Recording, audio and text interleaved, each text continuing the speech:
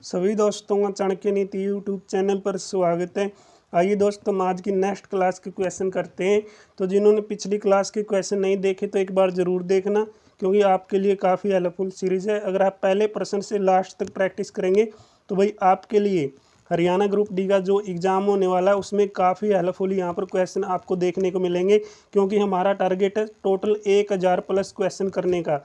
और ये सभी क्वेश्चन पिछली परीक्षाओं पर आधारित है, क्योंकि जो सीईटी एग्ज़ाम एनटीए के द्वारा कंडक्ट करवाया गया है उसमें हरियाणा जी की किस बेस की पूछी गई आप सभी जानते हैं। और एनटीए आपका ग्रुप डी का एग्ज़ाम लेने वाली है। तो काफ़ी बच्चों की डिमांड थी कि सर पिछली परीक्षाओं के आधारित क्वेश्चन है जो वो हमें करवा दीजिए। तो जो भी बच्चे हमारी क्लास देखते हैं, कम्युनिटी में हम पोस्ट करते हैं, उन्हीं बच्चों की डिमांड पे ये सीरीज हमने शुरू की है। और जो बच्चे नए इस क्लास को देख रहे हैं तो फर्स्ट टाइम आप चैनल पर आए तो चैनल को ज़रूर सब्सक्राइब करना, क्योंकि आपका एक लाइक और एक सब्सक्राइब हमें नेक्स्ट अपडेट और नेक्स्ट जो कंटेंट है यहाँ पर रखने के लिए काफ़ी मोटिवेशन देता है। तो फिर बिना देरी किए जो आज की क्लास के क्वेश्चन डिस्कस कर लेते हैं। निम्नलिखित में से किस वर्ष में अम्बाला में छावनी की स्थापना हुई है? भाई अम्बाला छावनी की स्थापना पूछी गई है 1843 में। सभी बता देंगे, बिल्कुल सिंपल है। लेकिन एक दो पॉइंट इसके बारे में जाने तो पहले अम्बाला छावनी कहाँ पर थी? 1805 और 6 के दौर में करनाल में थी, और 1841-42 के दौर में करनाल में भयंकर मलेरिया फैल गया। इस कारण से 1843 में ये अम्बाला में शिफ्ट कर दी गई। ठीक है। तो हरियाणा राज्य गठन के समय हरियाणा में कितने ज़िले मौजूद थे? 7 ज़िले। सभी बता देंगे। लेकिन एक दो क्वेश्चन और बनेगा यहाँ से, कैसे बन सकता है? हरियाणा बना उस समय हरियाणा का सबसे बड़ा ज़िला कौन सा था? भाई हिसार ज़िला। तो हिसार जिले का क्षेत्रफल याद कर लो, 13,891 वर्ग किलोमीटर। और डिस्ट्रिक्ट हैं जो उस समय हरियाणा बना था, जैसे करनाल, गुरुग्राम, रोहतक, अम्बाला, महेंद्रगढ़, इनके क्षेत्रफल भी आप देख लो। ठीक है, इनके क्षेत्रफल भी आप याद कर लो, काफ़ी काम के आपके लिए। और आपसे एक और क्वेश्चन पूछे, हरियाणा बना उस समय सबसे छोटा जिला कौन सा था? तो सबसे छोटा जिला हो जाएगा हमारा जींद जिला। तो जींद जिले का क्षेत्रफल कितना हो जाएगा? 2712 वर्ग किलोमीटर। ठीक है, ये देख लो भाई, 2 या 3 क्वेश्चन जो बने आपके लिए। नेक्स्ट प्रश्न है, निम्नलिखित में से किसने लड़की की बहादुरी की रचना की? काफ़ी इंपॉर्टेंट रचना है। लड़की की बहादुरी की रचना किसकी है भाई? बताइए। श्री माधव प्रसाद मिश्र की। ठीक है, रचना काफ़ी महत्वपूर्ण है। लड़की की बहादुरी की रचना किसने की है? तो श्री माधव प्रसाद मिश्र ने की है। नेक्स्ट प्रश्न की ओर देखते हैं। तो नेक्स्ट प्रश्न में पूछा गया है, निम्नलिखित में से किस व्यक्ति को हरियाणा का शेक्सपियर के नाम से जाना जाता है? तो हरियाणा का शेक्सपियर कौन थे? श्री दीपचंद बामन। कौन थे भाई? श्री दीपचंद बामन हरियाणा के शेक्सपियर थे। और श्री दीपचंद बामन को हरियाणा का शेक्सपियर के साथ साथ अन्य उपनामों से भी जाना जाता है। कौन कौन से नाम? हरियाणा का कालिदास, सांगों के युग प्रवर्तक, तो सांगों के युग प्रवर्तक, और राय बहादुर। अब बात आती है, राय बहादुर की उपाधि किसने दी? भाई राय बहादुर की उपाधि श्री दीपचंद बामन को अंग्रेजों ने दी थी। क्यों दी थी? अंग्रेजों ने भाई इसलिए दी थी क्योंकि अंग्रेजों के लिए इन्होंने जो हरियाणा के युवा है उनको प्रेरित किया था रागनी गा गा कर। ठीक है, रागनियों में जो हरियाणा के युवा है उनको प्रेरित किया था कि आप अंग्रेजी सेना में शामिल हो जाइए। इसलिए अंग्रेजों ने इसको राय बहादुर की उपाधि से नवाजा था। बात आती है, इनका जन्म कहाँ पर हुआ? तो श्री दीपचंद बामन का जन्म कहाँ पर हुआ? कहाँ पर हुआ भाई? तो शेरी खांडा गांव के अंदर हुआ है। शेरी खांडा गांव कहाँ पर है? सोनीपत में। तो इनके गुरु का नाम पूछे आपसे, क्या था? छाजूराम। प्रमुख शिष्य कौन हो जाएंगे? हरिदेवा। ठीक है, ये याद कर लो, हरिदेवा इनके प्रमुख शिष्य है। गुरु का नाम था छाजूराम। जन्म हुआ इनका सोनीपत के अंदर। तो नेक्स्ट क्वेश्चन देखें। तो नेक्स्ट क्वेश्चन में पूछा है, निम्नलिखित में से हरियाणा के किस जिले में अशोक के शिलालेख प्राप्त हुए हैं? तो कौन से जिले के अंदर अशोक के शिलालेख प्राप्त हुए हैं? यमुनानगर के अंदर। सभी बता देंगे भाई, यमुनानगर के अंदर अशोक के शिलालेख या अभिलेख हमें प्राप्त हुए हैं। और सबसे प्रमुख जो अभिलेख था वो कौन सा था? टोपरा अभिलेख। वर्तमान में ये कहाँ पर है? दिल्ली के अंदर है। ठीक है, वर्तमान में कहाँ पर शिफ्ट हुआ है? ये दिल्ली के अंदर। कौन लेकर आया इसको दिल्ली? फिरोज शाह तुगलक। कौन लेकर आया भाई? फिरोज शाह तुगलक दिल्ली लेकर आया इसको। ठीक है, और ये पहले कहाँ पर था? यमुनानगर के अंदर। ठीक है, तो गुजरात की गिरनागर पहाड़ियों में इसका क्या करवाया गया था? ये जो स्तंभ अभिलेख है भाई, ये जो अशोक ने गुजरात की गिरनार पहाड़ियों में करवाया था। इनका निर्माण जो बाद में फिरोज शाह तुगलक की नज़र इस पर पड़ी और ये अभिलेख यमुना नदी के रास्ते नाव पर दिल्ली ले आया और वर्तमान में ये कहाँ पर है, फिरोज शाह कोटला में स्थापित करवा दिया गया है। ये इम्पोर्टेंट पॉइंट है। तो एक दो और पॉइंट देखो, अशोक स्तंभ पिल्लर।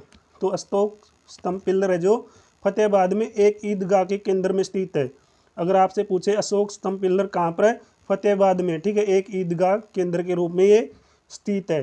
निसार और फतेहाबाद में अशोक स्तंभों की खोज से पता चलता है कि इस जिले में किसकी जानकारी मिलती है। भाई किस जिले का क्षेत्र रहा है ये, मौर्य साम्राज्य का ये क्षेत्र रहा है या हिस्सा रहा है, ये बात भी इम्पोर्टेंट हो जाएगी।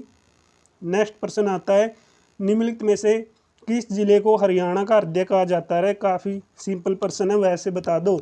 तो जिन जिले को हरियाणा का क्या कहा जाता है, हृदय कहा जाता है या हार्ट ऑफ हरियाणा कहा जाता है। अन्य नाम पूछे क्या क्या नाम आएंगे, जयंतपुरी है, जयंत नगरी है, दूध नगरी है या मिल्क सिटी है, ठीक है। सोनीपत के नाम पूछे आपसे, गोल्डन सिटी या सोनप्रस्थ यानी सोने की नगरी Sonprasth, cycle city, education city, सांगियों या फिर किसकी धरती है ये, कलाकारों की धरती, सांगियों या कलाकारों की धरती भी कहा जाता है सोनीपत को।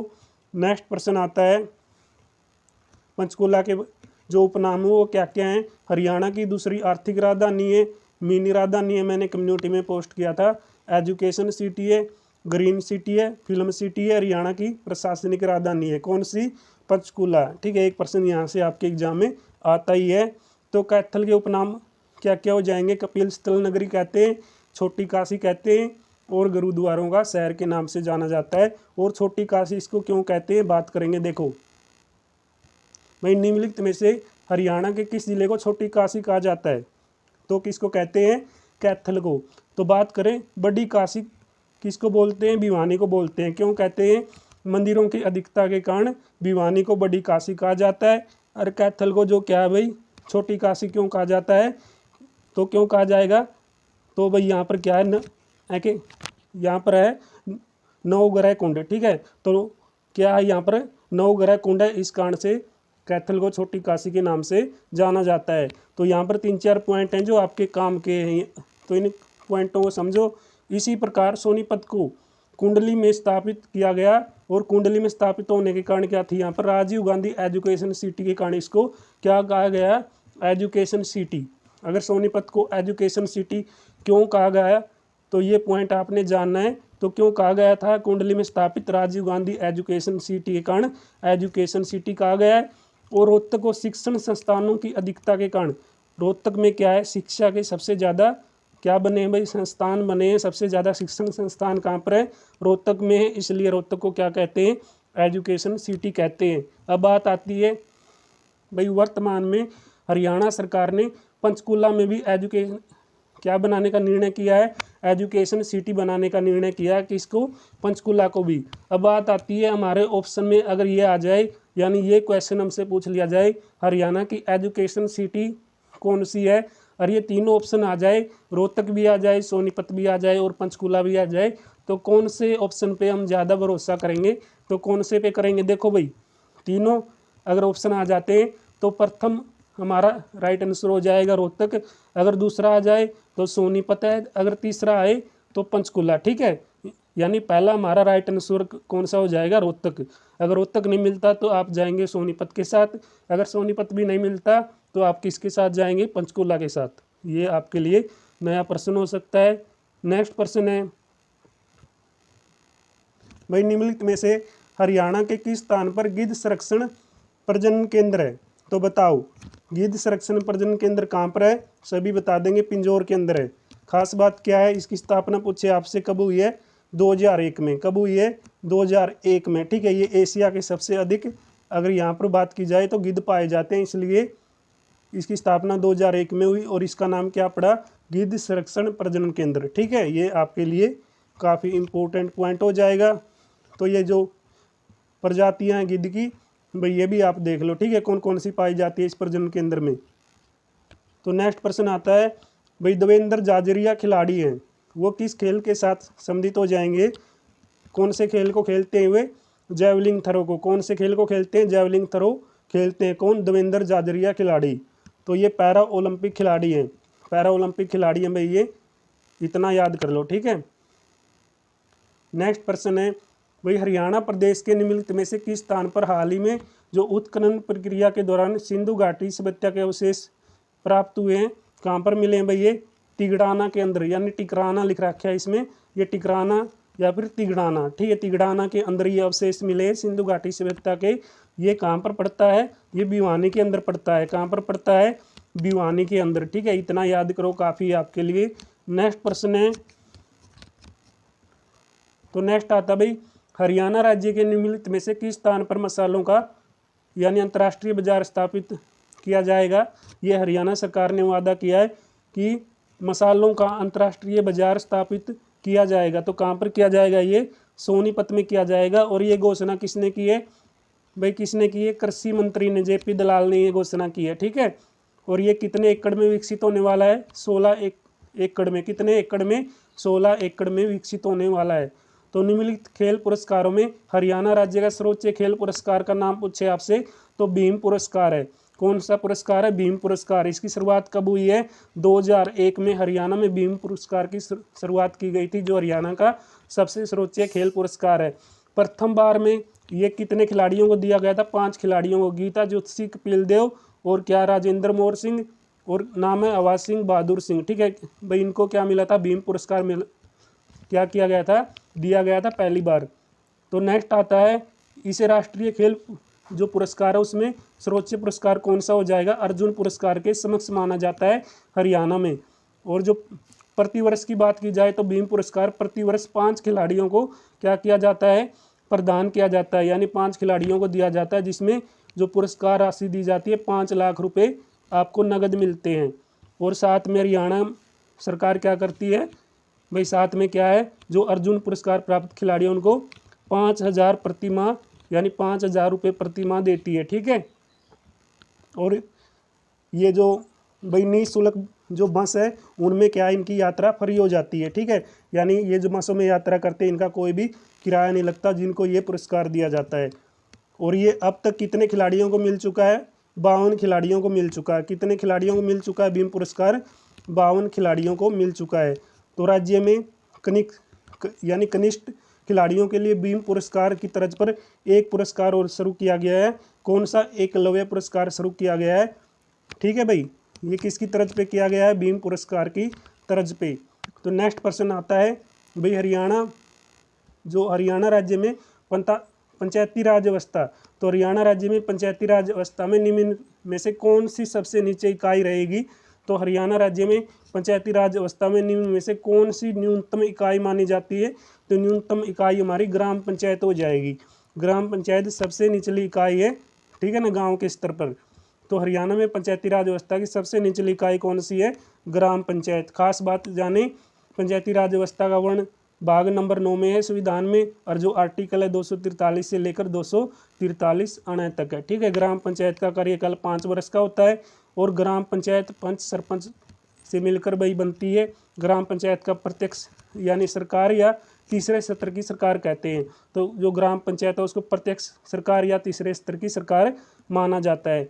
तो नेक्स्ट प्रश्न आता है, हरियाणा राज्य में कितनी प्रशासनिक जो डिवीजन की व्यवस्था की गई, यानी वर्तमान है उसमें हरियाणा में कितने मंडल हैं? सीधा सा प्रश्न है। और मंडलों से संबंधित क्वेश्चन तो मैं आपके लिए पोस्ट करता ही हूँ, तो बताना भाई कितने हैं। 6 प्रशासनिक मंडल हैं वर्तमान के अंदर। पहले कितने थे? पहले भाई 4 थे, लेकिन 1 फरवरी 2017 को 2 नए मंडल बने। कौन कौन से? करनाल, फरीदाबाद। अब बात कर लेते हैं अम्बाला मंडल में कौन कौन से जिले आते हैं। तो अम्बाला में कौन कौन से आएंगे? अम्बाला, यमुनानगर, पंचकुला, कुरुक्षेत्र। करनाल में कौन कौन से आएंगे? करनाल, स्वयं है, पानीपत, कैथल। रोहतक में कौन कौन से आएंगे? रोहतक, जज्जर, सोनीपत, भिवानी, चरखी दादरी, सबसे ज़्यादा, ठीक है ना, 5 जिले हैं। हिसार में हिसार, फतेहाबाद, सिरसा, जींद, ठीक है। गुरुग्राम के अंदर गुरुग्राम, रेवाड़ी, महेंद्रगढ़। और फरीदाबाद डिवीजन में फरीदाबाद, पलवल, नूंह। अब थोड़ी बात करेंगे इनके बारे में। सबसे बड़ा डिवीजन कौन सा है? रोहतक, क्योंकि इसमें क्या आते हैं? 5 जिले आते हैं, ठीक है, 5 जिले आते हैं। और ये जनसंख्या में भी सबसे बड़ा है, और ये भाई क्षेत्रफल में भी सबसे बड़ा है। क्षेत्रफल में भी सबसे बड़ा है रोहतक, और जनसंख्या में भी। सबसे छोटा डिवीजन कौन सा है? फरीदाबाद। किस में? क्षेत्रफल में। क्षेत्रफल में सबसे छोटा मंडल कौन सा आएगा, फरीदाबाद आएगा। और जनसंख्या में सबसे छोटा डिवीजन या मंडल कौन सा आएगा, करनाल आएगा। अब बात करें सर्वाधिक वन वाला मंडल कौन सा है, पंचकुला। सबसे ज़्यादा भाई जो पेड़ पौधे हैं या वन है कौन से मंडल या डिवीजन में पाए जाते हैं, तो कौन से में पाए जाएंगे, पंचकुला के अंदर पाए जाएंगे। कहाँ पर पाए जाएंगे, पंचकुला में। और सबसे कम वन कौन से मंडल में पाए जाएंगे, फरीदाबाद में। सबसे अधिक जिलों वाला जो डिवीजन है 5 जिले आते हैं रोहतक के अंदर, ठीक है। और सबसे कम जिलों वाला डिवीजन कौन कौन सा होंगे, करनाल, फरीदाबाद, गुरुग्राम, ये तीनों हो जाएंगे, ठीक है। नेक्स्ट प्रश्न आता है 25 नंबर क्वेश्चन है भाई, निम्नलिखित में से हरियाणा के किस जिले को क्या दिया गया था नाम, जिला न्यायालय भाई कौन से जिले में नहीं है, यानी निम्नलिखित में से हरियाणा के किस जिले में जिला न्यायालय नहीं है। 4 ऑप्शन दिए गए हैं, मेवात में भी है, हरियाणा का पहला चल न्यायालय है, ठीक है, पलवल में भी है, और क्या है, जींद में भी है, लेकिन चरखी दादरी में नहीं है। हरियाणा के चरखी दादरी जिले में जिला न्यायालय नहीं है, ठीक है। ये हरियाणा का 22वां जिला था। और नीचे कमेंट बॉक्स में बताना हरियाणा का 22वां जिला का गठन कब किया गया है। तो आज की क्लास के अंदर हम 25 क्वेश्चन तक कवर करेंगे, और नेक्स्ट जो क्लास आएगी उसमें हम 30 प्लस का टारगेट रखेंगे, यानी टोटल हमारा टारगेट 1000 प्लस का है। तो आप कंटिन्यू प्रैक्टिस करते रहें, आपके लिए काफ़ी हेल्पफुल सीरीज है।